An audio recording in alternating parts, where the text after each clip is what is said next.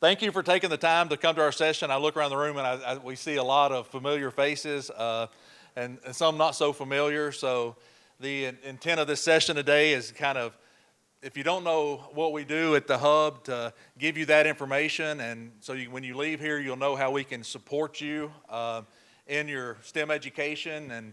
And is this working? Okay. So a quick introduction, and then we want to actually just take just a couple of minutes and kind of go around the room. I know we got some groups that are there. If you're a group and you want to introduce everybody in your group, and we'd like to know who you are, and maybe you can take just a couple of seconds to talk about maybe one STEM success that you've had over the last year. I think, we're in the Upper Cumberland region. I think we're in the best region in the state. The schools are doing amazing things, students that are coming out, and, we're lucky to have a large portion of it that comes to Tennessee Tech, and we're just, always impressed, and we think we've got the best students in the state as well at our university. But my name's Darek Potter. I'm the director of the Oakley STEM Center here at Tennessee Tech. We're one of the only hubs, we are the only hub still in Tennessee that has our own building. We're in Ray Morris Hall at the Oakley STEM Center. Most students refer to it as the STEM Center. We're right beside the new fitness center if you haven't been there.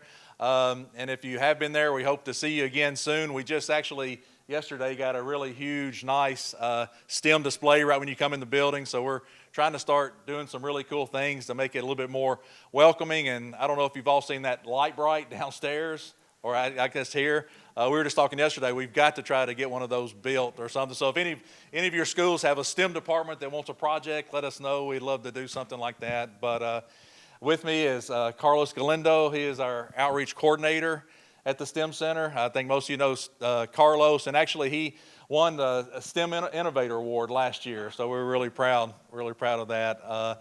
Also, Dr. Jennifer Meadows. Dr. Meadows teaches in the STEM PhD program at Tennessee Tech. And she also helps develop, facilitate, create our Fab Friday events and Safari Saturday. So she'll talk about more of that in a little bit. And also James Isbell. James just started with us last week. He's our technology coordinator at the STEM Center. So any of us here, if there's anything we can ever do to help support you, please let us know. And that's our passion, is helping support the region and STEM in the region. So if we could just take a minute, we'd love just to go around the room and introduce. And I don't know if anybody wants to start, or we can do any, mini, miny, mo. Okay, all right, good. I'm Peter Buchanan with White House High School. Here, the mic's up.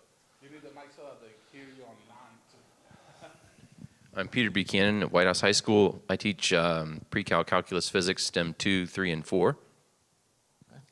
Caleb Gilmore, also at White House High School. I teach computer science, STEM 1, and math. Okay, thank you guys. Hi, I'm Stephanie Janko. I teach 6th grade math right now, but I'm going to be the next year's STEM teacher at Prescott. Okay, great. I'm Morgan Oyster. I'm a first-year teacher. I teach science and math at Prescott. I'm Paula York. I teach pre-K at North Cumberland Elementary in Crossville. Mark Hedgecoth, North Cumberland Elementary, Crossville, 4th grade. Okay, great.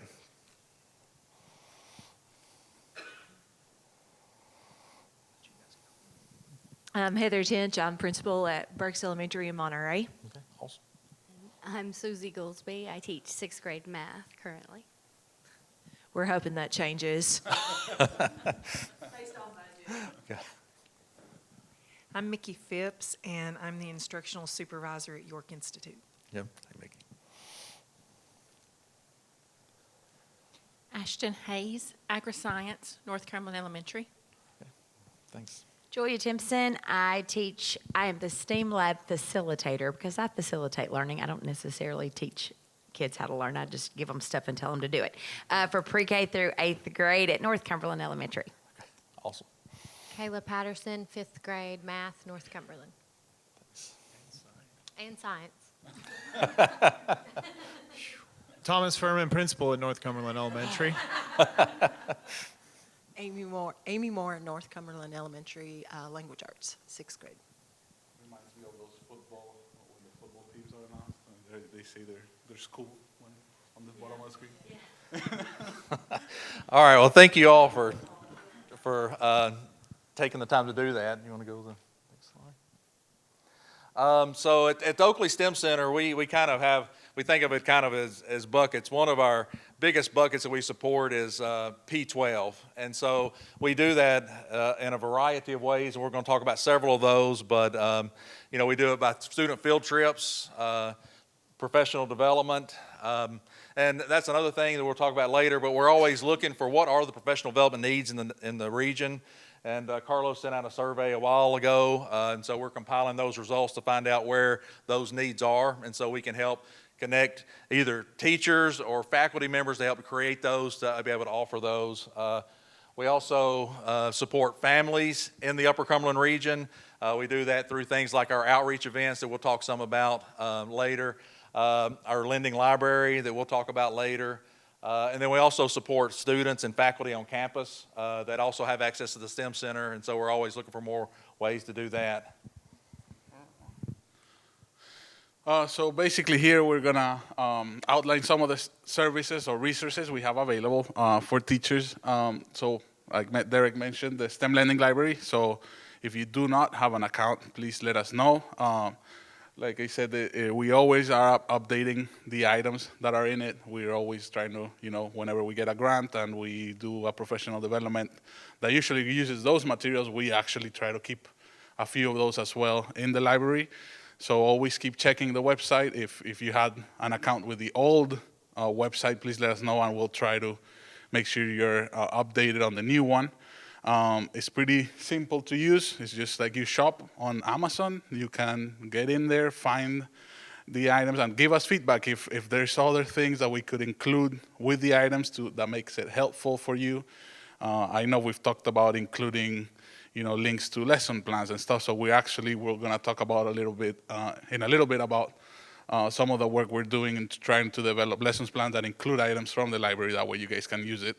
And we'll talk about more, or Darek will talk about more in the future of the presentation about how we're trying to get the access to the lending area further than not just Cookeville, so that, you know, it can get closer to you guys. So yeah, thousands of items from microscopes to robots to 3D pens. I mean, we have a bunch of stuff in there, and we're always adding to it. So make sure to check it out and browse through it. You don't need to have an account to browse through it. And in a little bit, I can actually go on the website and show you. Yes. Carlos mentioned it, but you know, we've got a lot of items, but like our keynote speaker was talking about this morning, things are changing so fast. And so as you're doing stuff in your schools and you're going to other PDs and you're thinking, wow, if we could have this, you know, or this items really could support our STEM learning, but, you know, maybe it's a little bit too expensive, but we know everybody in the region could use it. Please let us know. And as we get grants in or have funding, then we'll put that on our list as a priority to try to get that in the lending library, and then it'll be available to you. And as Carlos said, is, you know, if you've got you're doing an awesome lesson and you really had great results, if you'd be willing to put that lesson plan or kind of identify it and share it with us where we can add it to our website that other teachers can also access. We're all kind of a big family, I think, in the Upper Cumberland, and we're all trying to do the same thing, which is support students. So if we can help each other and if we can help facilitate that, please let us know, and we'd love that. Awesome. And the STEM Mobile, so we were just talking about it. So it's getting on a full renovation, and we're waiting right now on the wrap, correct? So we're just waiting on, basically rewrap it with fast signs and hopefully get it out. Darek, do you want to talk a little bit about, how it's going to go out next? Sure. We just are wrapping up a wrap. I didn't mean to do that, but we're completing a $60,000 renovation. So all of the technology in the STEM Mobile has been updated now. We've replaced the stationary tables. They now have rising tops, telescoping tops, so we can, accommodate a wider range of students. We've got telescoping lights that come down. We've got new monitors. So we're really excited about that. College of Engineering at Tennessee Tech has been very generous and helped fund the majority of it. We're waiting on the wrap right now. There's been some design conversations about what to put on the wrap. But as soon as that's done, it's ready to get back out on the road. And so we're really excited about that. We're hoping by the end of the summer. How will we request a visit from the Yeah, to request a visit from the Stemobile, you can reach out directly to me or Carlos, or James is going to be heavily involved. And James will actually be the one that's going to be going out with the Stemobile to get it set up and working with teachers to make sure they know how to manage it. But if you want to email any of us, and maybe that's a good question. Maybe we need some type of thing on our website where you can go in and sign up and request a contact. That's something we should look at.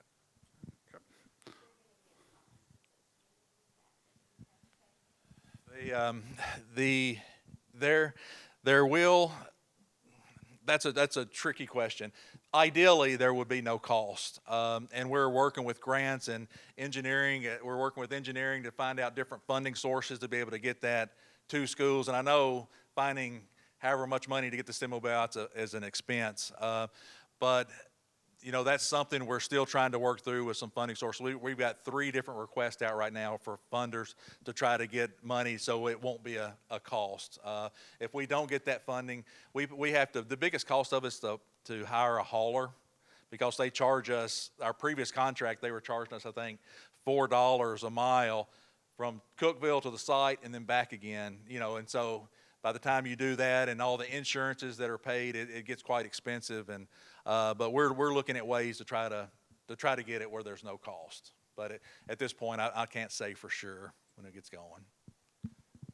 All right. So moving on, we have some of you, if you come to a field trip at the STEM Center, we have our STEM expeditions, and part of the expeditions, or usually during our family events, we have our virtual theater, which is a really cool 3D theater. We can fit around 40 students in it, and we have rights to several educational movies that we can tailor depending on the grade levels of the students that come to our STEM Center. Or if you're covering a certain theme and we have a movie that aligns to it, we try to show that with your field trip when you come. The kids love it. They love every movie, and they've watched the same movie sometimes, and they still want to go through it. So that's one of them. Then we have our green space, which used to be our kitchen. I don't know if you guys been to the STEM Center now, but we have a small little kitchen, and it got remade into a green room / recording space where we used heavily during the pandemic. We collaborated with the Putnam County Library to record several book readings. We used it for our STEM at Home videos that we recorded. It can be, if you need to record something, just reach out to us. James will probably be the contact person for this in the future, but we'll love to help with any projects. We've worked with Prescott for the CSI nights. We've recorded some stuff in there. So just get creative, come in. If you want to record a podcast, whatever it is, we can try to get it done. So it's a really cool space that's available. Darek. Yeah, I just want to mention that green room space, if you want to do a student, maybe you've got a program where you're trying to get students to do a podcast, or you've got students that are wanting to do a commercial or something else, and you want some place to produce something really high quality, we would love for you to contact us and make a student field trip up to the STEM Center and use that space, and we can help you pull that together for them. But, I hope, we really want you to think of this as a resource for you, not just at the STEM Center. Yeah, and then for the family events, we've used it for several things to put different backgrounds. So from being the magic STEM bus to invisibility cloaks for Harry Potter, we've used it for several things. So usually pretty cool. Like I was talking, STEM expeditions. So we do these throughout the year. This is based on availability, and it does fill up. So don't wait too long. I'm already getting contacted for the fall. I had a few teachers contacted me for, in May, that they wanted a field trip in May, and I'm like, yeah, we might not have some availability, but we try to accommodate as many as possible based on what we have in the building. So these are hands-on STEM activities. It lasts about 3.5 hours, and we rotate them 3 times. We run it ourselves with our graduate students. At the STEM Center, we just ask the teachers to be like chaperones. Just bring your own lunch and bring the students, but it doesn't have any cost to the school. We can take up to 100 students in one trip. If you have more than that, we have Prescott Thursday and Friday, Prescott South Thursday and Friday. So they were 160, so we had to split them between 2 days. But other than that, we can, we try to accommodate you for that. I'm going to pass it on to our mastermind of our family events to talk about a little bit about them. Okay, so I think I know everybody in here just about, and we've talked about these. Either you've come in to see one of our events, or we've discussed them for your own school. So each academic year, we do 4 Fab Fridays and then 4 Safari Saturdays. And at those events, we bring in community members. These are free.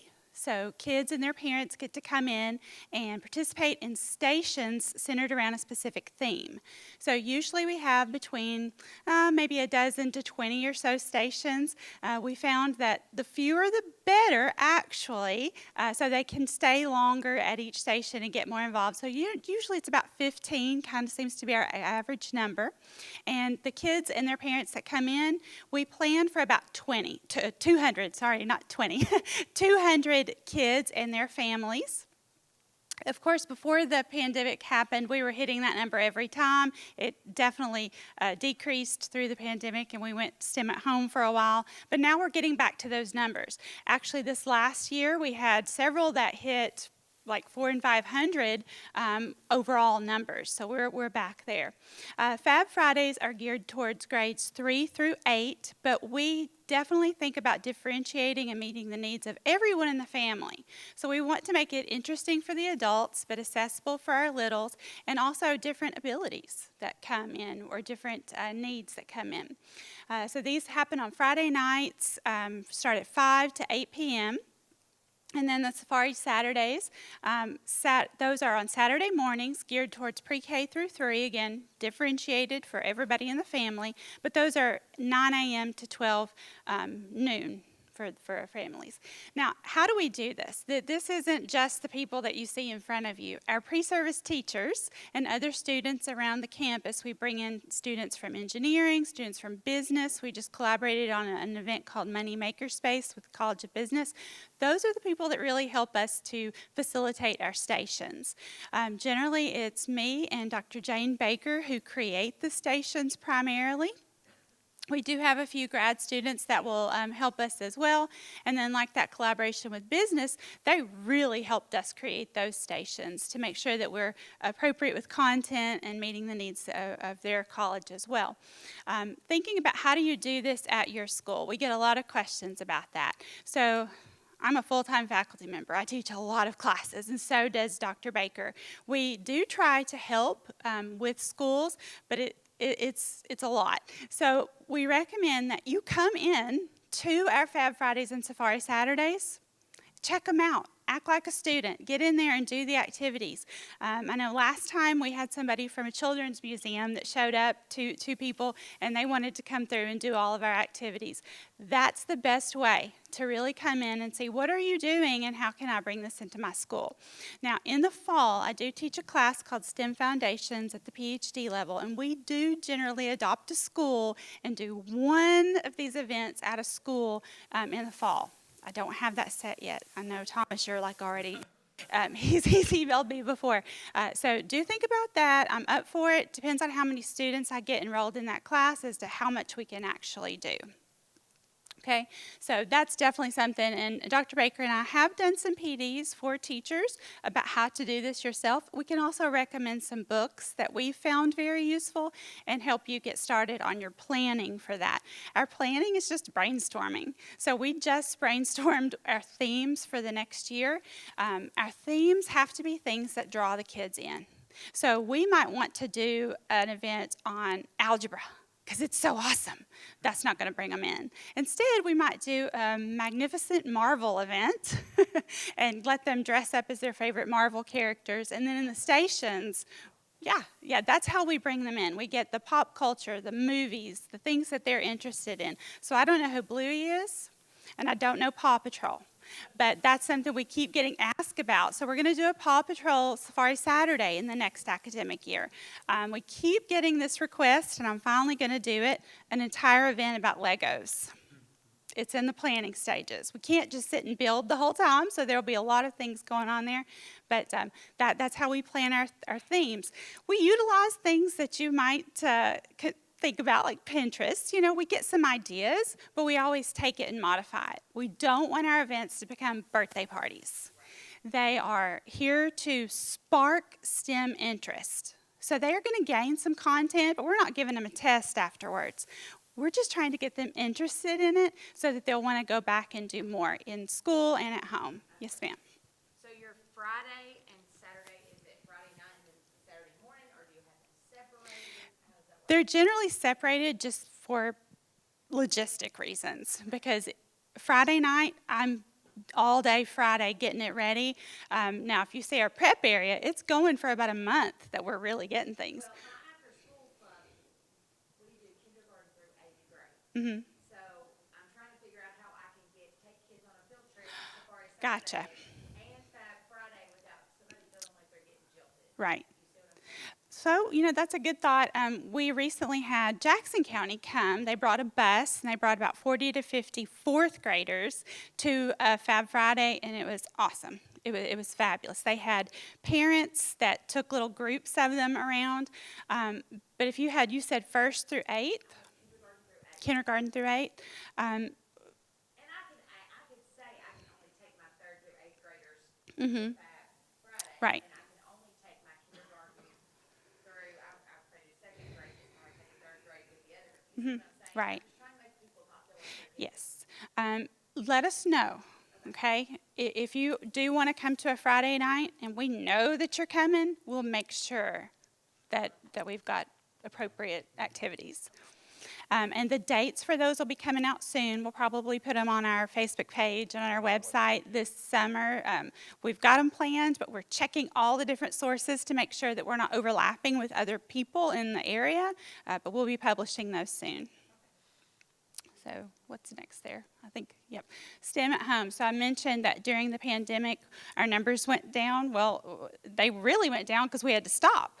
But we still had parents and kids asking us, what can we do to continue learning, to continue doing some activities? So we came up with something called STEM at Home, and there's the website for it. It's just a Google site, but it is connected to our Tennessee Tech STEM website as well.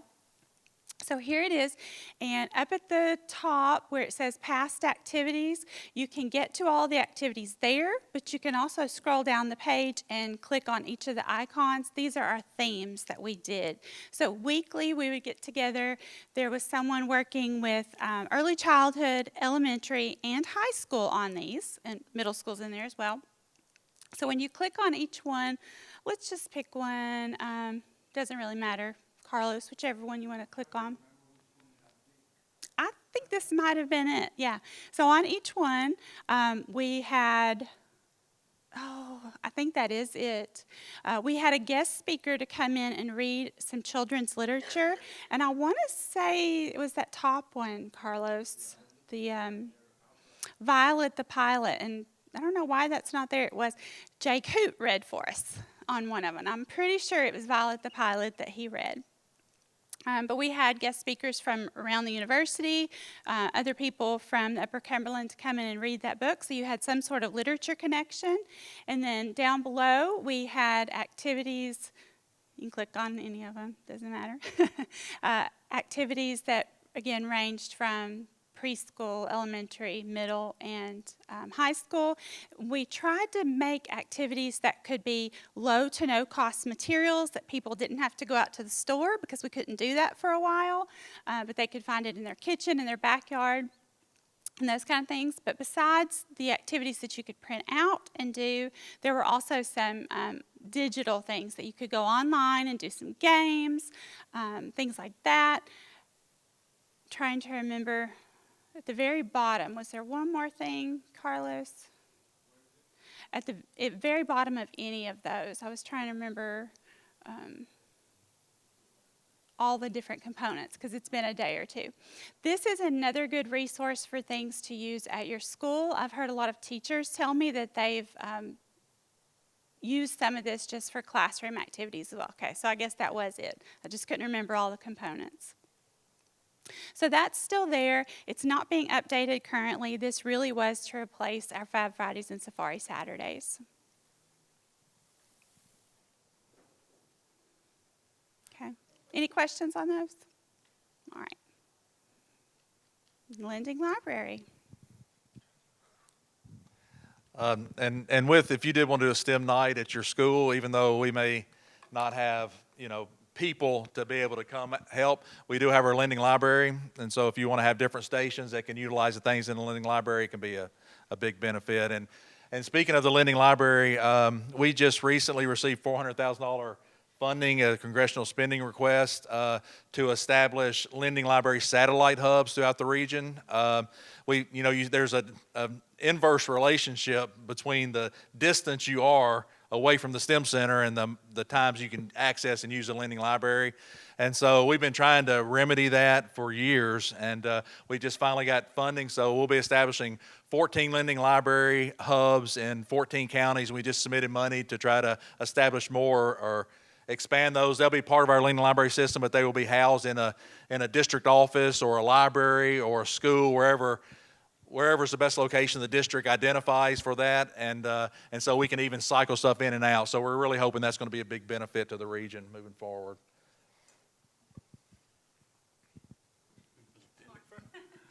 Okay, so along with all the cool things that we have and the events that we hold, we know that still the main learning's happening in your classrooms, and we really want to help you with that.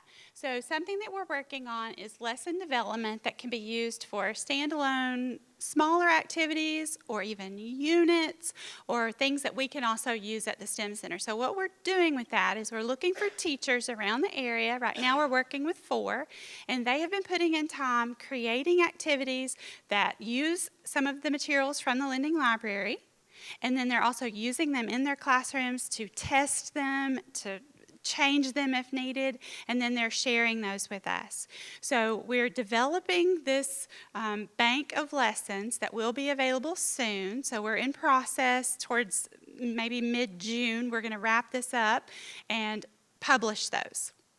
So those will be available on our website that you'll be able to come in and look for subject area, for grade level, for standard. We're going to organize them in different ways that you'll be able to actually use those lessons and then give us your feedback on those. So one that I'm thinking of, we recently had our middle school math contest on campus, and during the math contest I shared with the teachers a scavenger hunt that they could do around our campus. Now, most of the activities are not like that, but this one was specifically developed so that when you come to campus, maybe for a STEM Center visit or another visit, and you have extra time, this scavenger hunt, you can go out and look at different plants that are on at the Tennessee Tech campus. And I can't remember, I think there may have been like some animal things too, but I think it was mainly plants. And that was developed by an educator in Jackson County, Kent Shepard. So he was really awesome, and he actually came up and tested it, brought a group of kids and did it around campus, and then we shared it out. But there'll be a lot of things similar to that can be modified. That was one of the things that we were looking for. We want these to be activities that you could take and use in your classroom with your kids, because every group of kids is different. And if you have 30 minutes, if you have 3 hours, whatever, lots of different variations, and again, low to no cost, and hopefully utilizing things from our lending library.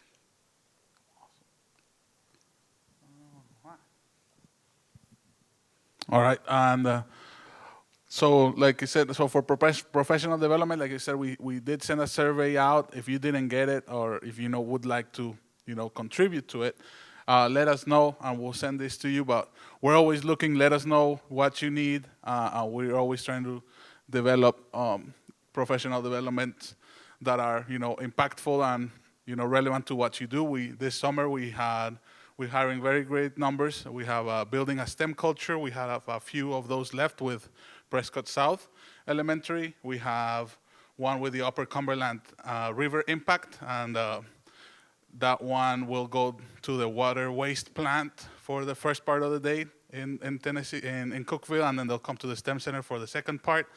And then we have our Stride, which, you know, it's already full at this moment, which it will be I think we have some people in here. Yeah, Yeah. so we're always putting those. In the summer, we have like a big hall of professional development, so look out for those, but we'll also have some throughout the semester that are science and math. But yeah, let us know if there's other stuff that you're interested in, and we'll try to come up with ways to see how we can collaborate with industry or with faculty at Tech to make these possible and, you know, get you guys professional development that's relevant to you. Did I miss anything, Derek? Okay. And then we love you guys, so we have here a little QR code for if you can scan it and fill out the form. We have some cool STEM items left over from a few of our events from our learning area. So we have Osmo coding kits and a few other things, items that we wanted to give to you guys. So if you fill this in, we're gonna do a drawing and notify by email to those attending. How many do we have? Do you know? We had like 6 or 7 items left over, so there's good chances. There's good chances. There's probably more chances of you getting this one than the one at lunch. So. Well, and since we've got like 6 or 7 of the prizes, and they're prizes that were actually funded through TSIN, I believe most of them before we'd given out at regional meetings. But we've also got some little STEM Center chargers and a little wireless Bluetooth microphone that we've got and handed out at a STEM Ed research conference this past year. So those of you that don't get drawn for one of the 6 prizes, we'll send you a little gift pack of those too. So you'll get a little something. goodie bag, yeah.